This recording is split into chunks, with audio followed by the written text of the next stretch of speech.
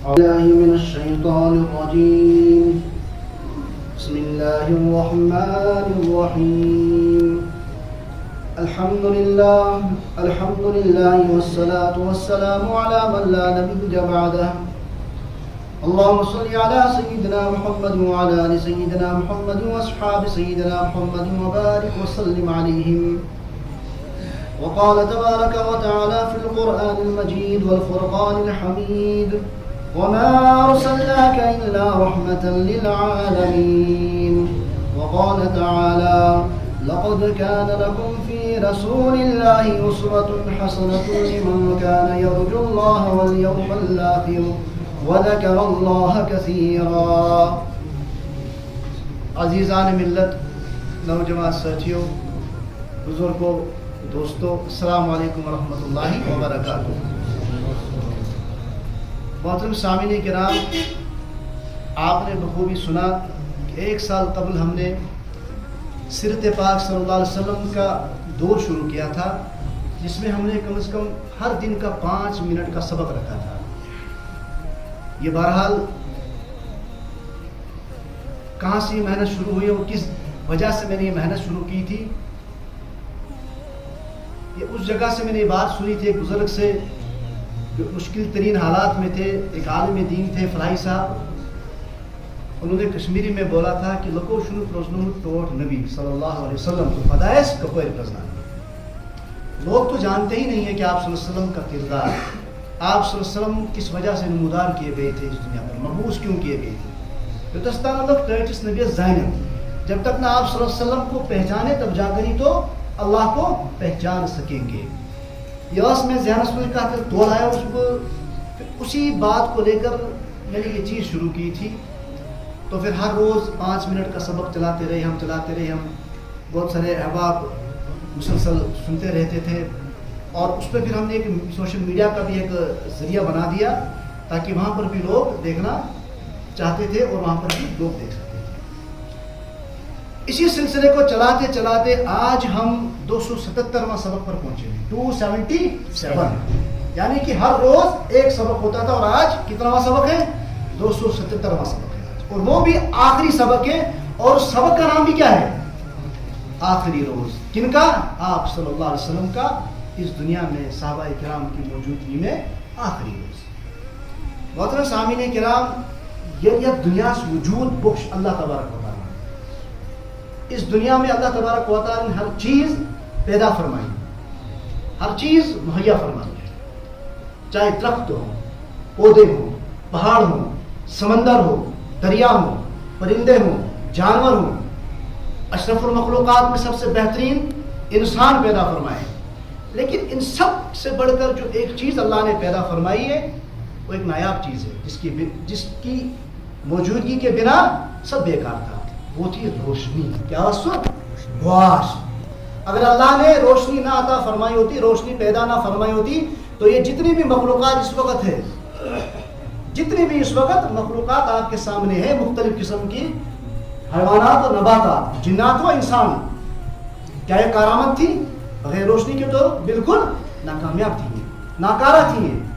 اسی طریقے سے اللہ تبارک و تعالیٰ نے انسانوں کے دلوں کو منور کرنے کے لیے، انسانوں کی روحوں کو سجانے کے لیے، انسانوں کی عقلوں کو راہ راست پر لانے کے لیے ایک روشنی مبعوث فرمائی. کون سی والی روشنی؟ رحمت عالم صلی اللہ علیہ وسلم مبعوث فرما کر انسانیت کو وہ روشنی دکھائی جو روشنی کی بنیاد سے اس وقت انسانیت امن اور استقلال کے سائے میں جی رہی ہے. اگر ان کی محنت نہ ہوتی تو آج دنیا میں امن نہیں. لیکن اب سیرت کا ایک پہلو تھا. سو روشنی کیا ہوا؟ جب وہ روشنی مبعوث ہوئی، وہ روشنی کئیوں کو کھٹکتی بھی تھی. اس روشنی کے مد مقابل بڑے کھڑے بھی ہو گئے. اب دیکھیے کہ آپ صلی اللہ علیہ وسلم جب وہ روشنی لے کر آئے، اب ہمارے لیے بھی اسوہ حسنہ کیا ہے؟ وہی ہے. معیار حق وہی ہے. سن امام تھے تبھی ہر ایک مسئلے مسائل میں، ہر ایک زندگی کے مرحلوں میں، ہر ایک زندگی کے اتار چڑھاؤ میں، ہر ایک زندگی کی روشنی اور اندھیروں میں، ہر ایک زندگی کے ہر پہلو میں ہمارے رہنما کون ہے؟ محمد رسول اللہ صلی اللہ علیہ وسلم.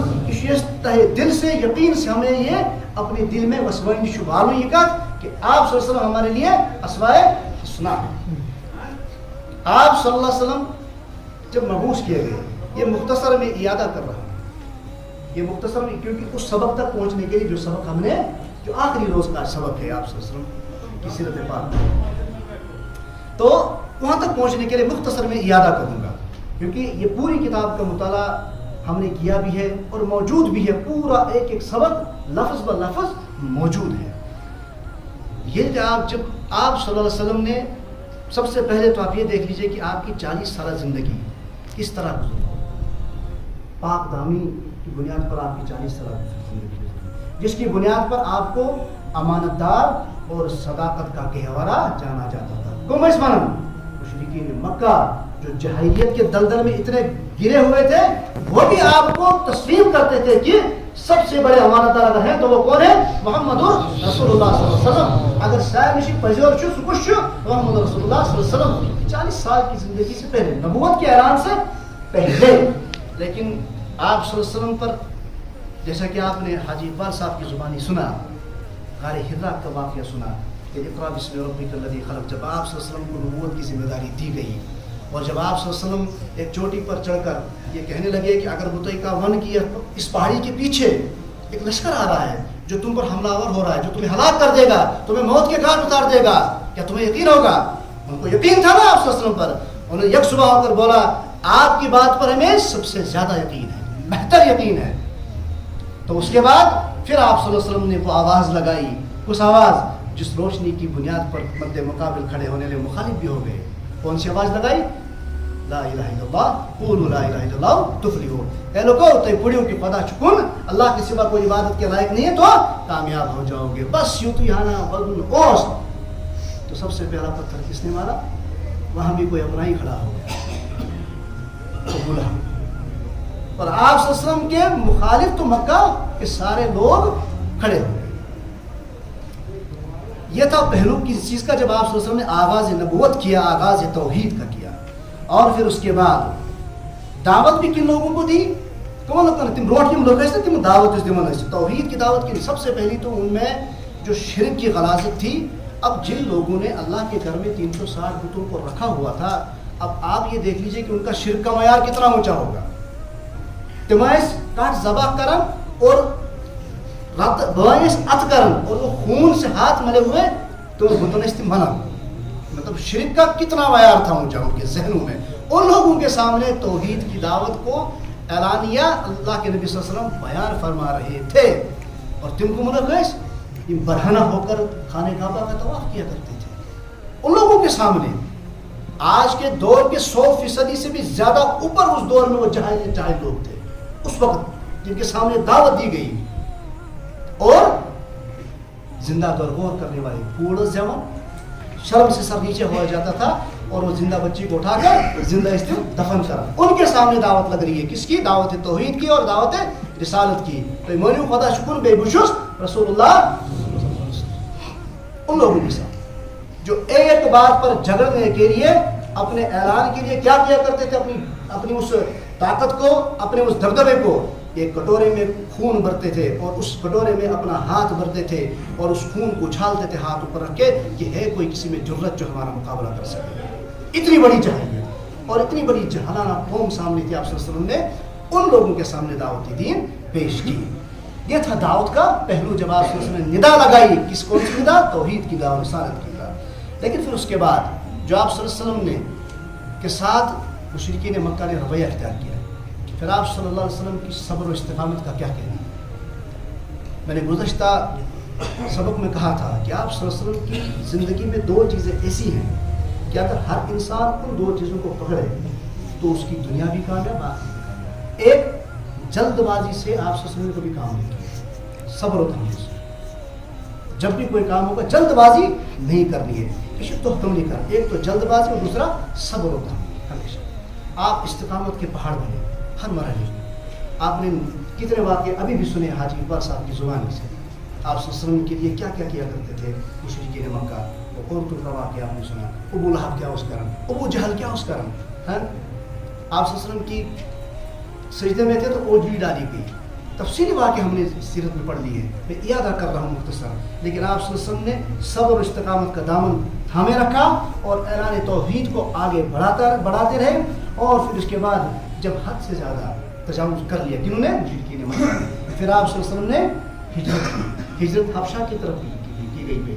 پہلی ہجرت 17-18 افراد پر مشتمل تھی اور پھر دوسری ہجرت جو تھی وہ 80 یا 87 لوگوں پر مشتمل تھی حبشہ کی جانب، جن کے امیر حضرت جعفر طیار رضی اللہ تعالیٰ عنہ بنا کر بھیجے گئے تھے.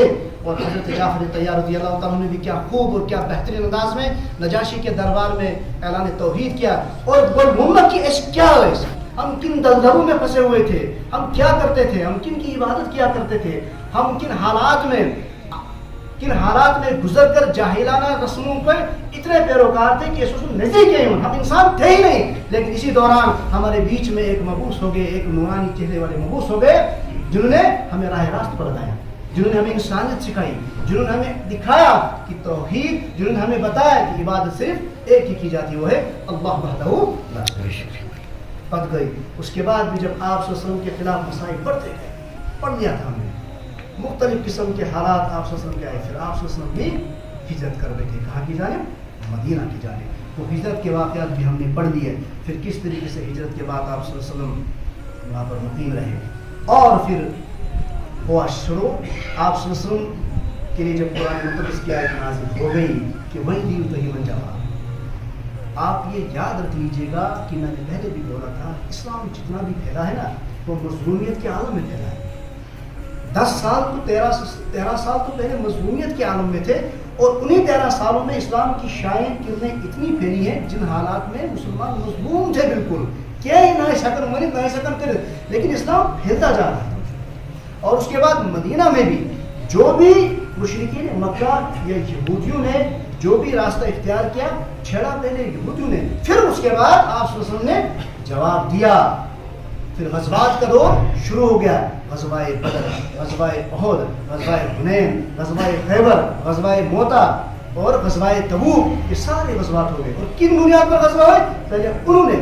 آپ یہ دیکھ لیجئے کہ جب آپ صلی اللہ علیہ وسلم نے ایک سفیر کو بھیجا تھا بات چیت کرنے کے لیے، میں نے یہ بتایا تھا ایک مرتبہ سیرت کی مطالعے میں کہ دیکھیں 2 ملکوں کے درمیان میں جب سفارت خانہ قائم ہوتا ہے تو ایک امن کا گہراؤ ہوتا ہے ان 2 ملکوں کے درمیان میں امن کی بات کرنے کے لیے. اور جب وہ سفارت خانہ ہی ختم کیا جائے اور وہاں کے وہ سفیر مختلف ممالکوں میں رہ کر آپس میں ملکوں کے 2 ملکوں کے درمیان امن معاہدوں کو طے کرواتے ہیں، انہیں جب ختم کیا جائے تو امن نہیں ہو سکتا، امن خطرے میں ہوتا ہے. اسی طریقے سے جب آپ صلی اللہ علیہ وسلم نے ایک سفیر کو بھیجا تھا اور جب ان سفیروں کا قتل کیا گیا تھا، دردناک قتل کیا گیا تھا بے دردی سے، پھر آپ صلی اللہ علیہ وسلم نے ان کے کیونکہ آپ صلی اللہ علیہ وسلم نے بتایا تھا کہ اگر سفیروں کا اس طریقے سے قتل ہونے لگے تو پوری دنیا کا امن خطرے میں پڑ سکتا ہے، تو آپ صلی اللہ علیہ وسلم نے اس کے جواب میں لشکر روانہ فرمایا. یہ غزوات کا دور ایک شروع ہو گیا. اسی کے چلتے چلتے پھر فتح مکہ بھی آ گئی. فتح مکہ بھی ہم نے تفصیل سے پڑھ لی تھی، اور فتح مکہ میں دنیا کی وہ ایک واحد فتح تھی جس میں ایک عام اعلانیہ معافی دی گئی تھی. گلیجہ چبانے والوں کو بھی معافی دی گئی تھی، قتل و غارت کرنے والوں کو بھی معافی دی گئی تھی، صحابہ کرام کو تبتیبی ریتوں پر گھسیٹنے والوں کو بھی معافی دی گئی تھی. عام معافی، بالکل رحم کیا گیا تھا، ایک خون کا خطرہ بھی نہیں بنا. ہاں صرف مکہ کے ایک اطراف میں خالد بن ولید رضی اللہ تعالیٰ عنہ کے اس لشکر کے سامنے کچھ آ گئے تھے تلوار لے کر لڑنے کے لیے، وہ پھر خالد بن ولید رضی اللہ تعالیٰ عنہ نے قتل کی، وہ بھی آ گئے تھے لڑنے کے لیے، کیونکہ عام تھا نا جو گھروں کے اندر وہ محفوظ، جو ابو سفیان کے گھر کے اندر وہ محفوظ، جو خانہ کعبہ کے اندر وہ محفوظ. عام جو آگے سے وہ کچھ آ گئے تھے 10-12 لوگ، پھر ان کو بھی قتل کیا گیا تھا. اسی کے چلتے چلتے آپ صلی اللہ علیہ وسلم نے کتنی محنت سے اس دنیا کو منہ سے منور کر دیا. لیکن آج جو ہم سبق پڑھنے جا رہے ہیں، ہم نے گزشتہ سبق جو پڑھے تھے، آپ صلی اللہ علیہ وسلم کی بیماری کی ابتدا کہاں سے ہوئی، کتکیر دور، پھر بخار کس طریقے سے بڑھ گیا تھا، اور بخار کے بعد کیا کیا الفاظ آپ صلی اللہ علیہ وسلم ایام نے بتا دیے تھے. آپ نے یہ موقع ہرس کی وجہ سے کہیں تم آپس میں لڑ جھگڑ کے مر نہ جاؤ. ہرس لالچ دما تھا ان پر. یہ ہرس ایک ایسی بنیاد ہے جو انسان کو کھوکھلا کر دیتی ہے. یہ لالچ ایک ایسی بنیاد جو انسان کو اندھا بنا دیتی ہے، جو انسان کو حیوان بنا دیتی ہے.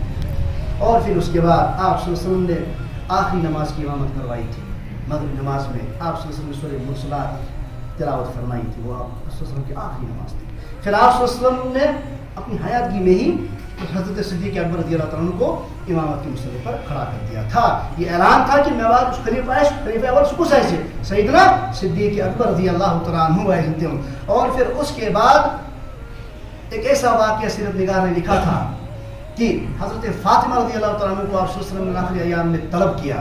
حضرت فاطمہ رضی اللہ تعالیٰ عنہ جب آئی تو آپ صلی اللہ علیہ وسلم نے ان کے کان میں ایک بات کہی اور آپ رضی اللہ تعالیٰ عنہ فاطمہ رضی اللہ تعالیٰ عنہ رو پڑی اس بات کو سن کر. اور پھر اس دم دوسری دم میں دوسری بات ان کے کان میں گئی تو آپ رضی اللہ تعالیٰ عنہ ہنس پڑی, مسکرا پڑی. پھر حضرت عائشہ رضی اللہ تعالیٰ عنہ نے پوچھا آپ کے رونے کی وجہ بھی آپ بیان فرمائیں اور آپ کے ہنسنے کی وجہ بھی آپ بیان فرمائیں. تو فرمایا حضرت فاطمہ رضی اللہ تعالیٰ عنہ نے کہ جب کان میں بات کہی گئی جس کان بات کو سن کر میں رو پڑی وہ بات یہ تھی کہ آپ صلی اللہ علیہ وسلم نے فرمایا کہ میں اسی مرض میں اللہ کے پاس بلا لیا جاؤں گا, اسی مرض میں اللہ کے پاس میں بلا لیا جاؤں گا. اور جب دوسری کان میں بات کہی آپ صلی اللہ علیہ وسلم نے میں ہنس پڑی, مسکرا پڑی, خوشی کا اظہار کیا. آپ صلی اللہ علیہ وسلم نے فرمایا کہ میرے جانے کے بعد میرے خاندان میں سب سے پہلے کون ہوگی؟ حضرت فاطمہ ہوگی. اور اسی کے بعد ہم پڑھنے جا رہے ہیں آخری روز یوس 12 ربیع الاول 11 ہجری بروز پیر سندروار مستمر. صحت قدر بہتر تھی, صحت اس کو کیا بہتر تھا. حضرت صدیق اکبر نماز فجر پڑھا رہے تھے. حجر اقدس کے دروازے سے پردہ ہٹا کر حجروس مسجد نبوی دروازے تک سیدھی ہو آپ صلی اللہ علیہ وسلم نے پردہ ہٹا لیا اور نمازیوں کی طرف ایک نگاہ دی, ایک نظر کرم نمازیوں کی طرف چھوڑا. سب بستہ دیکھ کر آپ خوشی سے مسکرائے.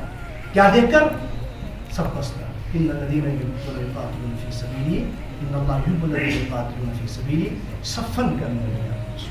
یہ سب سے بڑی کمزوری ہماری امت کی ہے. اس آیت کے مصداق ہم ہونے چاہیے تھے لیکن ہم اسی سب لگائی ہوئی دیوار اور ڈٹ نبی تھے. اس عالم میں بھی پردہ ہٹا کر جب سب بستہ دیکھا صحابہ کو تو مسکرا پڑے.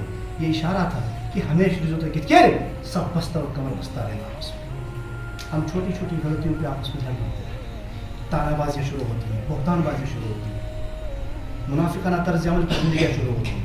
اس ایک چھوٹی سی بات میں سمندر بسا ہوا ہے. اگر ملت اسلامیہ غور کرے بستہ رہ کر آپ صلی اللہ علیہ وسلم کی مسکرانا اس عالم میں کہ آخری ایام تھے, یہ ہماری کامیابی کا ذریعہ. پھر اس کے بعد مسکرائے آپ صلی اللہ علیہ وسلم. صحابہ کرام کی نظر بھی آپ صلی اللہ علیہ وسلم کی اس خوبصورت حسین چہرے پر, مسکراتے ہوئے چہرے پر پڑی.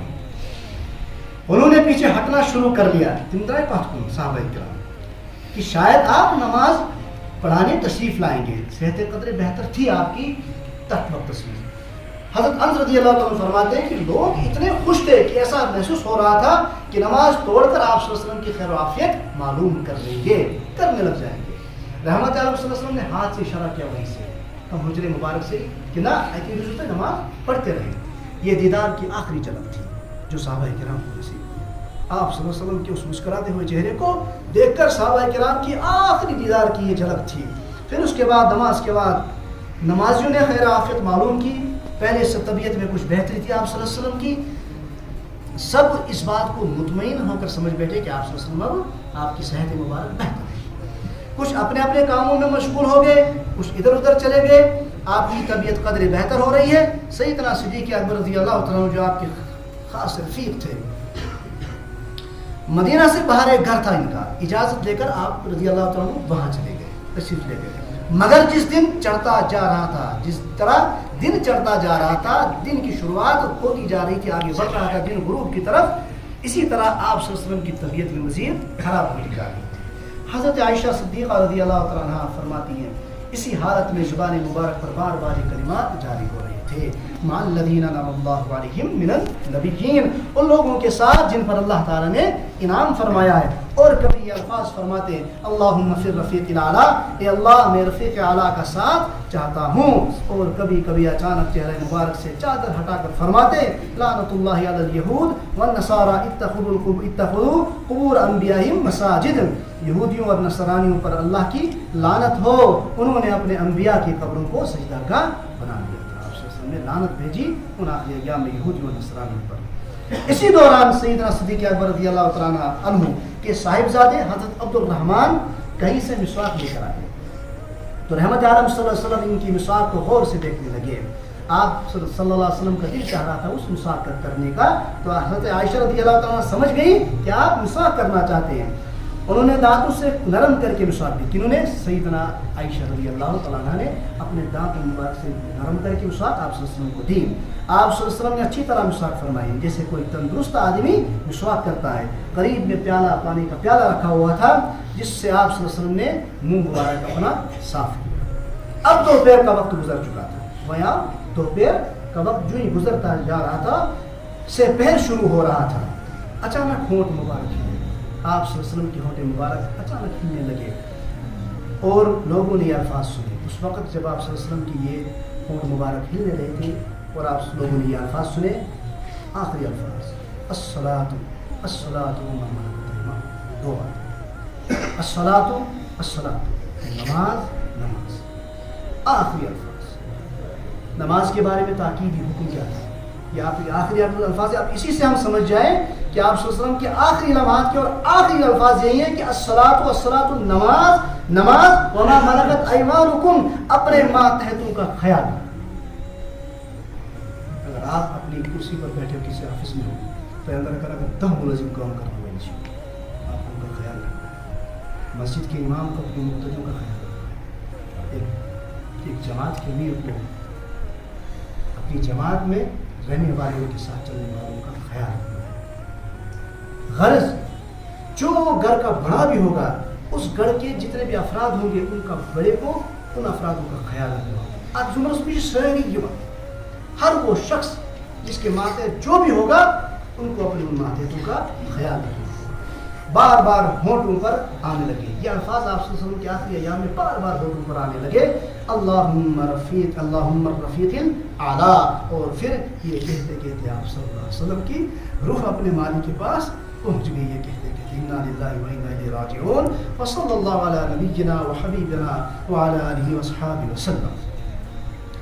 صحابہ میں آپ صلی اللہ علیہ وسلم نے ایک وقت گزارا تھا. ہم تو یہ پڑھ کر جب بھی میں نے اس کا مطالعہ شروع کیا میں رکنے لگا, کیونکہ جب انسان کسی چیز کو شروع کرتا ہے, شروع سے جب ذہن میں کوئی بات ہوتی ہے تو آخر میں ایسی اس قسم کی, اور کن کی بات, جن کے ہم امتی ہیں. یم آخر سجدہ ریز ہو کر ہماری معافی کے لیے اٹھائیں گے ہی نہیں اپنا سر کہ یا رب امتی یا رب امتی, ان کے امتی, اور ہم انہی کا آج یہ پڑھ رہے ہیں. اور اس کے بعد صحابہ کرام کا کیا حال ہوا, عشق حقیقت برداشت کرتا آپ صلی اللہ علیہ وسلم کی محبت میں تڑپتے نہیں ہیں کہ استوشاط روضہ رسول صلی اللہ علیہ وسلم ہم بھی دیکھتے, مدینہ کی گلیاں وہ بھی ہم دیکھتے, وہ غار ہرا وہ غار سور ہم بھی دیکھتے. چھنکار پرستے وجہ کیا ہے؟ تو محبت ہے کہ ہماری نگاہیں نہیں ترستی ہیں کہ کب یہ آنکھیں بند ہو جائیں تو آپ صلی اللہ علیہ وسلم کا دیدار قبر میں کر دیں. اتنی محبت ہے. اور جن کے درمیان میں آپ صلی اللہ علیہ وسلم بنفس سے نفیس تھے ان کا کیا عالم ہوگا جب انہوں نے یہ بات سنی ہوگی کہ آپ صلی اللہ علیہ وسلم اس دنیا سے پردہ فرما چکے. اب اس کے بعد غم اور دکھوں کی بات, اس حادثے کی وجہ سے مصیبتوں کے کیسے پہاڑ ٹوٹ پڑے, غموں اور دکھوں کے کیسے سیلاب امڑ پڑے, اس کا اندازہ حضرت انس رضی اللہ تعالیٰ عنہ کس بات سے لگایا جا سکتا ہے. فرماتے ہیں جس روز رحمت عالم صلی اللہ علیہ وسلم ہمارے شہر میں تشریف لائے تھے, میں نے اس سے زیادہ کوئی چمکتا روشن اور خوشی والا دن نہیں دیکھا تھا. اور جس روز رسول اکرم صلی اللہ علیہ وسلم اس دنیا سے پردہ فرما گئے اور رحلت فرما گئے, اس سے زیادہ کوئی دکھ والا, تاریکی والا اور برا دن بھی نہیں دیکھا. سیدنا حضرت فاطمہ رضی اللہ تعالیٰ نے اس دکھ میں کچھ ایسے الفاظ کہے جو آج بھی اپنے اثر سے جگر چیر دیتے ہیں. فرمایا ہائے ابا جان, ہائے ابو جان, آپ نے تو اپنے مالک کی بلاوے پر لبیک کہہ دیا. سیدنا حضرت فاطمہ رضی اللہ تعالیٰ آپ نے تو جنت الفردوس سے اپنا گھر بنا لیا. ہائے ابو جان, اب ہم آپ کی وفات کی خبر حضرت جبرائیل علیہ السلام کو. حضرت عثمان رضی اللہ تعالیٰ عنہ دکھ کی وجہ سے نڈھال ہو گئے. آپ رضی اللہ تعالیٰ عنہ جو ہی سنا جہاں پر کھڑے تھے تو دیوار کے ساتھ ٹیک لگا کر نڈھال ہو گئے, بے ہوشی کے عالم میں چلے گئے, نڈھال ہو گئے. خیال ہی نہیں رہا کہ اپنے ہوش و حواس کھو بیٹھے. اور حضرت عمر رضی اللہ تعالیٰ عنہ کے غم کا کیا عالم تھا جب آپ رضی اللہ تعالیٰ عنہ عمر رضی اللہ تعالیٰ عنہ نے سنا کہ آپ صلی اللہ علیہ وسلم پردہ فرما چکے ہیں، ایسے بے قابو ہو گئے کہ فوراً تلوار باہر نکال دی اور گھومنے لگے، جو یہ کہے گا کہ آپ صلی اللہ علیہ وسلم کی وفات ہو گئی میں اس کی گردن اڑا لوں گا۔ نبی اکرم صلی اللہ علیہ وسلم کی وفات نہیں ہوئی ہے، بلکہ جس طرح حضرت موسیٰ علیہ السلام طور پر گئے تھے، پھر 40 دن تک اپنی قوم سے الگ رہے تھے، اسی طرح نبی اکرم صلی اللہ علیہ وسلم اپنے رب سے ملنے کے لیے گئے ہیں۔ ابھی آ کر ان منافقوں کے ہاتھ کاٹیں گے جو آپ صلی اللہ علیہ وسلم کی وفات کی بات کرتے ہیں۔ یہ عالم کن کا تھا؟ حضرت عمر فاروق رضی اللہ تعالیٰ عنہ کا عالم تھا۔ پھر اس کے بعد حضرت ابوبکر رضی اللہ عنہ کہاں چلے گئے تھے؟ مدینہ کے باہر ان کا ایک گھر تھا، وہاں تشریف لے گئے تھے۔ مقام سکھ میں اپنے گھر پر تھے، معلوم ہونے پر گھوڑے پر سوار ہو گئے، تیزی سے گھوڑا دوڑایا، تشریف لائے، آنکھوں سے آنسو کی برسات ہو رہی تھی، دل اس سے زیادہ غمگین تھا، مگر ہوش و حواس بالکل درست تھے، کیونکہ انہیں مقصد کا خیال تھا، انہیں مشن کا خیال تھا، انہیں آپ صلی اللہ علیہ وسلم کی 13 سالہ زندگی، مکہ کی گزرنے والی ان آزمائشوں، ان مصیبتوں میں گزرنے والی زندگی کا پورا خیال تھا، لیکن حالات میں اس دین کی آبیاری ہو چکی ہے۔ اور مدینہ پاک میں آپ صلی اللہ علیہ وسلم کے 10 سال جو گزرے، جو غزوات ہوئے، اور اس کے بعد آپ صلی اللہ علیہ وسلم نے امن کی فضائیں جو قائم کی، چور، لٹیرے، ڈاکوں کی گردنیں جو کسی آپ صلی اللہ علیہ وسلم نے، یہ سارا خیال تھا صدیق اکبر رضی اللہ عنہ کو، اور آپ نے اپنے ہوش حواس بہتر اس وقت رکھے، ہوش حواس اپنے خود کھونے نہیں دیے، سیدھے رحمت عالم صلی اللہ علیہ وسلم کے حجرے اقدس میں گئے، چہرہ مبارک سے چادر ہٹا کر پیشانی مبارک پر بوسہ دیا۔ انہوں نے حضرت صدیق اکبر رضی اللہ عنہ نے آپ صلی اللہ علیہ وسلم کے چہرہ مبارک پر بوسہ دیا، اور دکھ کے چند الفاظ کہنے کے بعد فرمایا میرے ماں باپ آپ پر قربان ہو، اللہ تعالیٰ آپ کو 2 موت نہیں دے گا، جو موت لکھی ہوئی تھی وہ آ چکی۔ پھر اس کے بعد آپ رضی اللہ تعالیٰ نے لوگوں کو اکٹھا کر کے ایک زبردست خطبہ دیا، بڑا لمبا خطبہ تھا وہ۔ آپ رضی اللہ تعالیٰ اس وقت پوری 23 سال کی زندگی سب لوگوں کے سامنے رکھ کر قرآن کی ایک آیت کو بیان فرما رہے تھے، توحید کو بیان فرما رہے تھے، اور سب لوگوں کے ہوش حواس کو بہتر کیا۔ غموں اور دکھوں کے ان عالم میں بھی آپ رضی اللہ تعالیٰ نے ایک ایسی بات ان کے سامنے رکھی کہ سب قبر بستہ ہو گئے آپ صحابہ کرام، اور اچھی طرح درود شریف پڑھا۔ پھر قرآن کریم کی آیتیں پڑھ پڑھ کر لوگوں کو سمجھایا کہ نبی اکرم صلی اللہ علیہ وسلم کا اس دنیا سے جانا پہلے ہی سے طے شدہ بات تھی، جس کو ہونا ہی تھا، اور وہ آج ہو چکی ہے، باقی زندہ رہنے والی ذات صرف اللہ کی ہے۔ اس سے لوگوں کو تھوڑا صبر حاصل ہو گیا، حضرت عمر بھی مطمئن ہو گئے، بلکہ وہ فرماتے ہیں مجھے یہ آیتیں سن کر ایسا لگا کہ آج پہلی مرتبہ سن رہا ہوں۔ جب تھوڑا صبر و اطمینان ہو گیا تو صحابہ کرام نے بالاتفاق حضرت ابوبکر رضی اللہ تعالیٰ عنہ کو امت کا امام الخلیفہ مقرر کیا، یہ بڑی خلیفہ سیدنا صدیق اکبر رضی اللہ تعالیٰ عنہ۔ پھر کفن دفن کے انتظام میں مصروف ہو گئے۔ کن کے کفن دفن کے انتظام میں؟ رحمت عالم صلی اللہ علیہ وسلم، تجہیز و تکفین کا انتظام۔ حضرت ابوبکر رضی اللہ تعالیٰ عنہ کو اپنا خلیفہ مقرر کرنے میں کافی تاخیر ہو گئی۔ پیر کا دن تو اسی کو حرام میں گزر گیا تھا، جس دن آپ صلی اللہ علیہ وسلم اس دنیا سے پردہ فرما چکے۔ اگلے دن یعنی منگل کو صبح سویرے کفن کا انتظام ہوا، اور یہ سارا کام گھر کے لوگوں نے کیا۔ کپڑے اتارنے کے بغیر ہی غسل دیا گیا، آپ صلی اللہ علیہ وسلم کے کپڑے نہیں اتارے گئے تھے، ایسے ہی آپ صلی اللہ علیہ وسلم کو غسل دیا گیا تھا۔ غسل میں شریک ہونے والے یہ خوش نصیب بیان کیے جاتے ہیں، حضرت علی، حضرت عباس رضی اللہ تعالیٰ عنہ اور ان کے 2 صاحبزادے حضرت فضل، حضرت قسم، حضرت اسامہ، حضرت شقران، حضرت اوس، نوخر ذاکر، تینوں حضرات وہ آزاد کیے ہوئے غلام ہیں جن کو گھر کے لوگوں میں شامل کر دیا گیا۔ اس کے بعد پردے کا مکمل خیال رکھتے ہوئے 3 یمنی چادروں میں آپ صلی اللہ علیہ وسلم کو کفن دیا گیا۔ کفن کے بعد سوال پیدا ہوا کہ دفن کی خوش نصیبی کس جگہ کو حاصل ہوگی، پیدائش کرو آپ صلی اللہ علیہ وسلم کو کہاں پر آپ صلی اللہ علیہ وسلم کو دفن کیا جائے۔ حضرت ابوبکر رضی اللہ تعالیٰ نے فرمایا میں نے نبی اکرم صلی اللہ علیہ وسلم سے سنا ہے کہ کوئی نبی دنیا سے نہیں جاتا مگر اس کی قبر کی جگہ وہی ہوتی ہے جہاں اس کی وفات ہوتی ہے۔ اسی کے مطابق حضرت عائشہ رضی اللہ تعالیٰ عنہ کے حجرے میں اسی جگہ قبر مبارک بنائی گئی، کیونکہ آپ نے آخری ایام میں اجازت مانگی تھی کہ مجھے کہاں پر آرام کرنے کی اجازت دے، حضرت عائشہ رضی اللہ تعالیٰ عنہ کے حجرے مبارک میں، اور پھر آپ وہیں اسی جگہ پر وفات پا گئے۔ مگر حضرت عائشہ رضی اللہ تعالیٰ عنہ اس کی ایک دوسری وجہ بیان فرماتی ہے، کہتے ہیں اس کی حجرہ مبارک میں آپ صلی اللہ علیہ وسلم تدفین کے لیے دوسری وجہ بیان فرماتے ہیں کہ نبی اکرم صلی اللہ علیہ وسلم کو اس بات کا اندیشہ تھا کہ لوگ کہیں میری سجدہ گاہ نہ بنا لے، اس لیے میرے حجرے میں قبر بنائی گئی، کیونکہ میدان میں اس پر روک لگانا بہت مشکل تھا۔ اگر عام کوئی میدان اس میں دفن کرے تو وہاں پر مشکل ہو جاتا لوگوں کو روکنا اس چیز سے جس چیز کا آپ صلی اللہ علیہ وسلم نے پہلے ہی کہہ دیا تھا، اس لیے حجرے کی طرف اشارہ۔ ایک وجہ یہ بھی حضرت عائشہ رضی اللہ تعالیٰ عنہا۔ اس کے بعد حضرت ابو طلحہ رضی اللہ تعالیٰ عنہ کو قبر کھودنے کی خوش نصیبی حاصل ہوئی، انہوں نے بغلی لہدی قبر کھودی، جنازہ تیار ہو گیا اور قبر کے کنارے پر رکھا گیا، لوگ نماز جنازہ کے لیے ٹوٹ پڑے، مگر حجرہ مبارک میں کی جگہ نہیں تھی۔ حجۃ الوداع کے موقع پر 1,24,000 صحابہ کرام موجود تھے، اور بعض تو لکھتے ہیں کہ 1,44,000۔ اور کتنے جب لوگوں میں یہ بات پہنچی ہوگی اس بات کی تو کس طریقے سے ٹوٹ پڑے ہوں گے، لوگوں کا سمندر کس طریقے سے آیا۔ اسی طرح پہلے 10 مردوں پھر عورتوں پھر بچوں کی جماعت نے نماز جنازہ پڑھی، سب نے اکیلے اکیلے نماز پڑھی۔ امام الانبیاء علیہ الصلوۃ والسلام کی نماز میں کوئی امام بن بھی نہیں سکتا تھا۔ نماز جنازہ کس طرح پڑھتے تھے؟ بعض کہتے ہیں کہ باقاعدہ نماز جنازہ پڑھتے تھے جس میں تکبیر، درود شریف اور دعا تھی، جس طرح کی شمائل ترمذی میں روایت ہے، اور قاضی عیاض فرماتے ہیں یہی جمہور کا مسلک ہے، مگر دوسرے حضرات فرماتے ہیں کہ صرف صلاۃ و سلام پیش کرتے تھے، آپ صلی اللہ علیہ وسلم کی قبر مبارک میں کھڑے ہو کر صلاۃ و سلام پیش کر کے نکل جایا کرتے تھے، جس طرح کہ ابن سعد نے حضرت عمر کے پڑھنے کا طریقہ بیان کیا۔ واللہ اعلم۔ نماز جنازے سے فارغ ہوئے اور قبر مبارک میں جنازہ رکھنے کی باری آئی تو یہ سعادت بھی گھر کے لوگوں کو نصیب ہوئی، یعنی حضرت علی، حضرت عباس رضی اللہ تعالیٰ عنہ، حضرت فضل اور حضرت قسم رضی اللہ تعالیٰ عنہ، اور بعض نے لکھا ہے کہ حضرت اسامہ اور حضرت عبد الرحمن ابن عوف بھی اس خوش نصیبی میں شامل تھے۔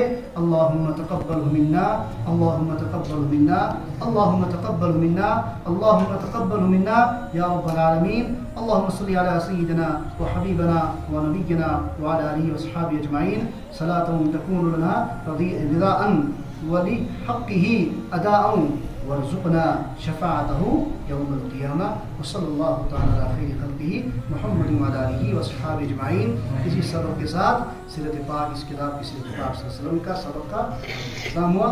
اللہ تبارک و تعالیٰ دین سیرت اس پر عمل کرنے کی توفیق، صلی اللہ تعالی علی خیر خلقہ محمد وعلی آلہ واصحابہ اجمعین۔